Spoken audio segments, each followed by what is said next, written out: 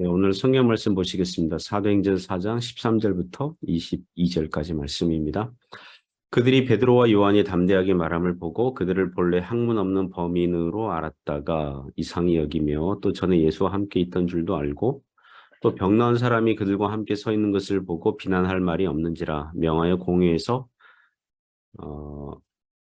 나가라 하고 서로 의논하여 이르되 이 사람들을 어떻게 할까? 그들로 말미암아 유명한 표적이 나타난 것이 예루살렘에 사는 모든 사람에게 알려졌으니 우리도 부인할 수 없는지라.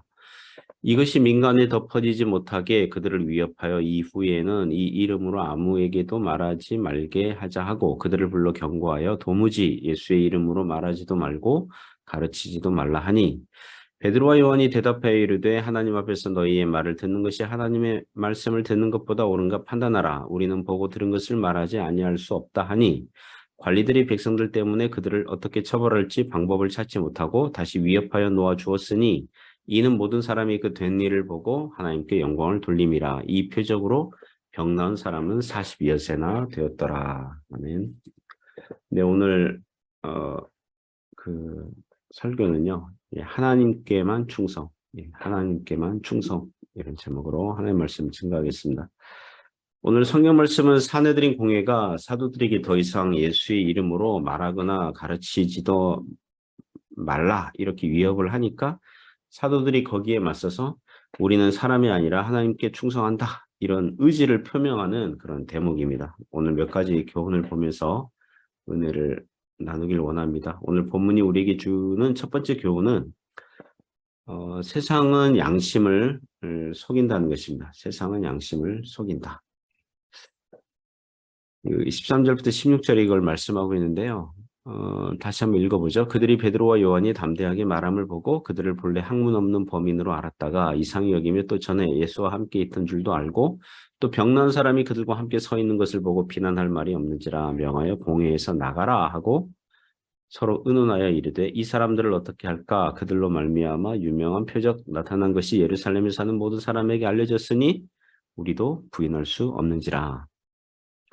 공회가 사도들을 어떻게 판결하고 처리할지 당황스러워 하거든요. 그들은 사도들을 우습게 봤다가 지금 큰 코 다치고 있습니다. 사도들이 본래 학문 없는 범인으로 알았었습니다. 학문 없는 범인이란 범인 이건 평범한 사람 이런 뜻이죠. 범인 평범한 사람. 랍비 전문 학교를 다니지 않은 쉽게 얘기하면 교육대학을 나오지 않았는데 교사 흉내 내고 있는 야매 교사들, 야매 랍비들로 이제 안 거죠. 공회는 소위 유대 종교와 학문의 전문가 집단이거든요. 성전 제도와 그 전문가들인 대제사장들이 있죠. 율법 보관과 필사를 업으로 하고 있는 서기관들이 있었고요. 유대교 판결 판례들을 잘 알고 있는 재판관격인 그런 장로들이 있었습니다. 그에 반해서 베드로와 요한은 가방끈이 짧고 율법에 대해서 아마추어 수준으로 알고 있을 것으로 알았고 그들 스스로 자기들 변호해봤자 성경 지식이 부족하고 합리성, 논리성 수준이 떨어질 줄 알았어요. 그런데 시편 9절을 자유자재로 인용하고 언급하면서 또 그들이 주님이라고 부르는 예수를 증언하니 그들의 가르침에 권세가 있는 거죠. 놀라는 거죠. 공회가 그래서 놀라고 당황하는 것입니다. 그리고 사도들의 말을 무시할 수 없었던 이유가 14절에 보면 병 나은 사람이 그들과 함께 있었다. 그래서 비난할 말이 없었다. 병 나은 사람이 사도들이 걱정이 되었는지 공회 자리까지 따라와서 그 사도들 옆에 이제 증언을 해주고 있는 거죠. 병을 고친 사도들을 벌을 준다는 것은 상식에 맞지 않은 거거든요. 그렇잖아요. 그래서 공회는 어떻게 사도들을 처벌할지 근거를 못 찾고 있는 거예요. 그래서 15절, 16절 보면 그들의 당황스러움을 폭로합니다. 사도들을 공회에서 잠시 나가 있게 하고 그들이 서로 의논을 하는 거죠. 예수의 추종자 사도들로 말미암아 유명한 표적 사건이 나타났고 예루살렘에 사는 모든 사람에게 알려졌으니 자기들도 못 끊는 사람을 고친 사건 자체를 부인할 수 없다. 우리도 이 사건이 일어난 것을 부인할 수 없다. 여러분 아무나 고칠 수 있는 병이 아니거든요. 태어나면서 못 걷는 그런 사람 안전병이를 일으키는 그 사건은 이거는 기적이에요. 하나님께서 주신 기적인 거죠. 공회원들은 사도들의 말과 행위를 보고 마음을 돌이키고 회개하고 예수님께 와야 되는데 진리에 대해서 양심이 완악하고 이 눈을 감고 있으니까 이 문제를 어떻게 처리할까 당황스러워하고 있는 거죠. 그러니까 자신들의 양심을 그냥 뭐랄까요? 외면하고 있는 거죠. 예, 외면하고 있습니다. 그리고 많은 사람이 이미 알아버렸기 때문에 이런 이유를 대는데 사람들 눈치 보느라고 사도들을 벌할 수 없는 것에 안타까움만 느끼고 있다는 것입니다. 그 정말이지 고린도 전서 2장 13절 14절에 나오는 것처럼 영적인 일은 영적인 것으로 분별할 수 있고 육에 속한 사람은 하나님의 성령의 이름을 받지 성령의 일들을 받지 아니함으로 진리에 대해서 하나님이 하시는 일에 대해서 어리석게 보고 알 수도 없다. 이게 지적한 게 맞습니다. 우리가 주의해야 되는 것은요. 양심이 화에 맞는 거예요. 양심이 마비되는 거고요. 이것을 영적인 고집이라고 하거든요. 사랑하는 성도 여러분, 우리의 심령이 우리의 양심이 주님의 은혜로 부드러워지는 그런 은혜가 있기를 주님의 이름으로 축원합니다. 오늘 두 번째 교훈은 세상은 진리를 덮고자 위협을 합니다. 예, 세상은 진리를 인정하지 않고 진리를 도리어 위협한다는 것입니다. 17절, 18절 보시면 이것이 민간에 더 퍼지지 못하게 그들을 위협하여 이후에는 이 이름으로 아무에게도 말하지 말게 하자 하고 그들을 불러 경고하여 도무지 예수의 이름으로 말하지도 말고 가르치지도 말라 하니 17절, 18절은 공회의 그 판결이 나오고 있습니다. 사도들을 위협해서 다시는 예수의 이름으로 말하지도 말고 가르치지도 말게 하자. 이게 더 이상 이게 민간에 퍼지지 않도록 하자. 예, 나사렛 예수파 이 운동이 이 사상이 더 이상 사람들에게 퍼지지 않도록 위협하자. 위협하자. 그들은 장고 끝에 악수를 두고 있죠. 유대 공회원들은 유대 지도자들이에요. 또는 세속 권력자들, 권력을 잡은 자들, 또 종교 지도자든 종교 정치 지도자든 지도자의 위치에 있으면요. 자기들이 최고의 권세를 가졌다고 여기면 안 돼요. 도리어 하나님께서 잠시 다스리는 그런 직분, 다스리는 권세로 청지기처럼 봉사하라고 위탁하셨다. 하나님께서 하나님으로부터 위탁받았다. 이렇게 여겨야 한다는 것입니다. 자기들이 최종 권위자가 아니에요. 특히 교회 지도자들 경우에 자신의 직분이 성경 진리를 드러내고 하나님의 영광을 위해서 섬기고 봉사하는 직분이라고 여겨야 한다는 것입니다.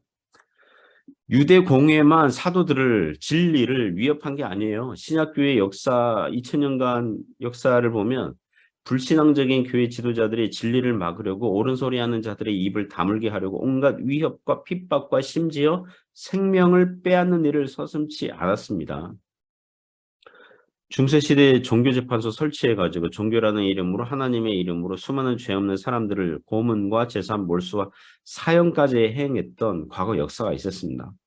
16세기 독일 종교개혁자 마틴 루터가 교회가 성경적으로 바뀌어야 된다 이렇게 주장하니까 교황이 루터를 파문해버리거든요. 그 당시 그 중세 당시 교황이 파문했다. 그럼 이단자거든요. 그러면 주변에 어떤 사람이든지 그 파문당한 이단자를 죽여도 돼요.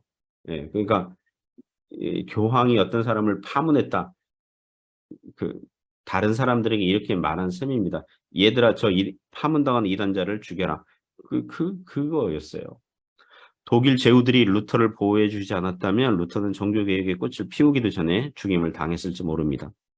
성도들은 늘 세상의 위협과 조롱을 당할 처지에 있습니다. 그러니까 오늘날 교회에서 어떤 사상과 주장들이 있다면 지도자들은 물어봐야 돼요. 그들의 말이 성경적인가? 그리고 교회 역사를 보건대 역사적이고 정통교리인가? 그리고 일반 은총 안에서 상식적이고 지혜로운가? 이거 물어보고 판단을 내려야 한다는 것입니다. 예를 들면 어떤 이단은 이단 교주가 자기가 재림 예수라고 스스로 주장해요. 그리고 또 주변에 많은 사람들이 따라요. 그렇게 믿고 따라요. 자기를 믿어야 진짜 구원을 얻는다 이렇게 주장해요. 기성교회 가면 구원이 없다 이렇게 주장을 합니다. 그렇다면 우리는 물어봐야 되죠. 그의 주장은 성경적인가? 벌써 성경적이 아니죠. 예수 그리스도 이외에 천하 인간에 다른 이름 주신 게 없거든요. 예수 그리스도 외에는 구원자가 없어요.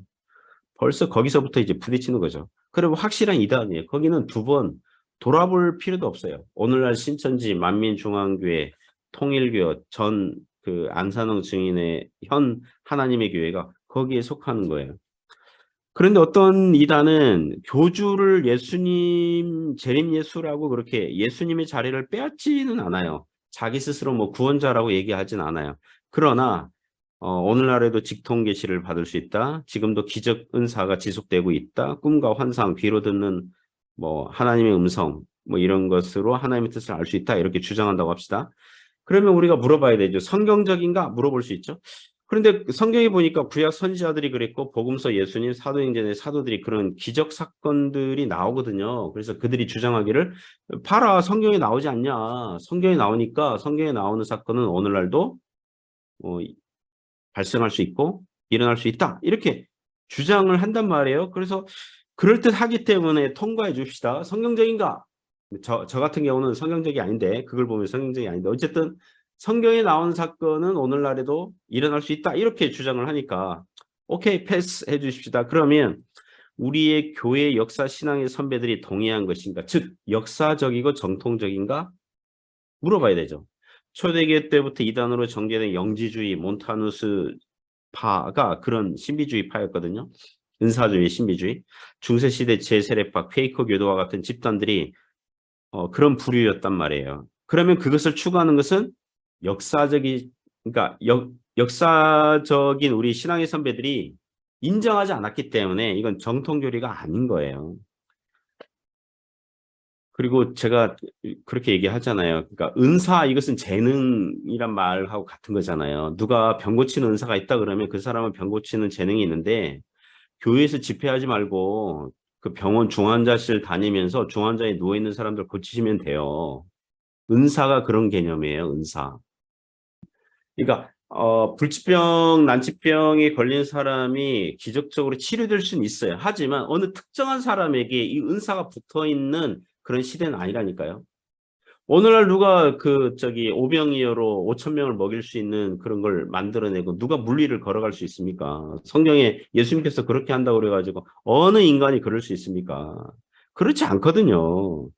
그러니까 그 사도 시대에 그렇게 사도적인 은사 이렇게 주신 것이지 오늘날에도 지속되는 것은 아니라는 것입니다. 그러니까 우리는 성경에 나온다고 해서 오늘날 지속되는 게 있고요. 중단되는 게 있고 이게 그걸 잘 분별을 해야 돼요. 자, 어떤 자들은 주님을 섬기려면 거룩하게 섬기려면 결혼하면 안 된다. 독신으로 섬겨야 된다. 뭐 이렇게 주장한다고 합시다. 오늘날 카톨릭에서 사제가 되거나 뭐 수녀가 되거나 이러면 독신서약 이렇게 하거든요. 또 수도원에서 이렇게 모여서 살잖아요. 자, 그런 주장은 성경적입니까? 벌써 성경적이지 않죠. 결혼 제도를 정하신 하나님의 말씀을 어기는 것이고요. 그리고 무엇보다도 일반 은총 어기는 거예요. 결혼 제도, 가정을 세우신 그 하나님의 말씀을 어기는 거거든요. 일반 은총에서 벗어나고 상식적이지 않고. 그러니까 이런 것들을 종합적으로 봐야 한다는 것입니다. 그러나 거꾸로 어떤 사람의 주장이 성경적이고 역사적이고 상식적이라면 저는 기꺼이 협력할 것입니다. 즉 교회 지도자들의 결정과 판단에는 그런 기초와 근거가 있어야 한다는 것입니다. 성경적이어야 된다, 역사적이어야 된다, 그리고 일반 은총 안에 있어야 된다. 네, 일반 상식적이고 그런 일반 은총적이어야 된다. 이 세 가지 그런 기초와 근거로 판단을 내려야 한다는 것입니다. 이게 오늘 본문에서 공회에서 무턱대고 진리의 입을 막으려고 위협을 해서는 안 된다 하는 것입니다. 세 번째 교훈은 교회는 하나님께만 충성해야 한다는 것입니다. 교회는 사람이 아니라 하나님께 충성해야 한다는 것입니다. 19절부터 22절 보시면 베드로와 요한이 대답하여 이르되 하나님 앞에서 너희의 말을 듣는 것이 하나님의 말씀을 듣는 것보다 옳은가 판단하라. 우리는 보고 들은 것을 말하지 아니할 수 없다 하니 관리들이 백성들 때문에 그들을 어떻게 처벌할지 방법을 찾지 못하고 다시 위협하여 놓아주었으니 이는 모든 사람이 그 된 일을 보고 하나님께 영광을 돌림이라. 이 표적으로 병나은 사람은 40여세나 되었더라. 자, 사도들의 답변이 무엇입니까? 다시는 도무지 예수의 이름으로 말하거나 뭐 가르치지도 말라 이렇게 위협을 당하니까 사도들의 답변이 무엇이에요? 19절부터 21절에 그 보면 하나님 앞에서 너희의 말을 듣는 것이 하나님 말씀을 듣는 것보다 옳은가 판단하라. 우리는 보고 들은 것을 말하지 아니할 수 없다.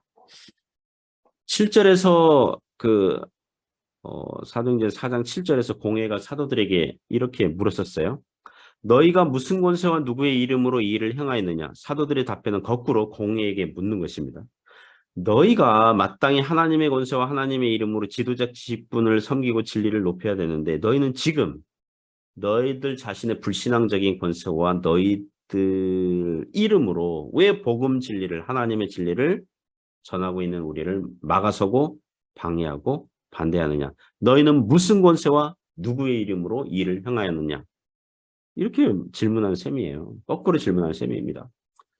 사랑하는 성도 여러분, 세상 위협으로 진리를 막을 수 없어요. 교회는 여기에 굴복하면 안 되고요. 뒤로 물러나면 안 돼요. 담대하게 계속 전해야 돼요.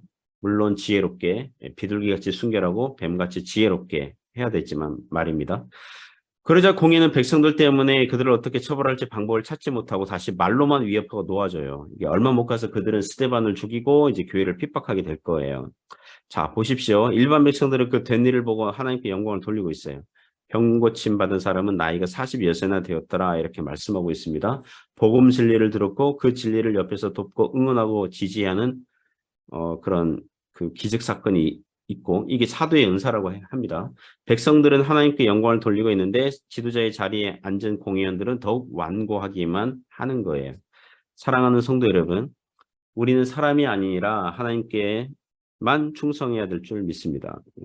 사람은 협력하고 진리 안에 있는 사람은 협력하고 진리를 반대하는 자는 그들이 회심하기를 기도하되 그들이 주장하는 바를 따라서는 안 되는 거죠. 그럴 때는 무엇입니까? 우리의 충성을 하나님께 보여줌으로 모든 영광을 하나님께 돌리는 그런 인생이 되어야 할 줄 믿습니다. 그런 은혜가 있기를 주님의 이름으로 축원합니다.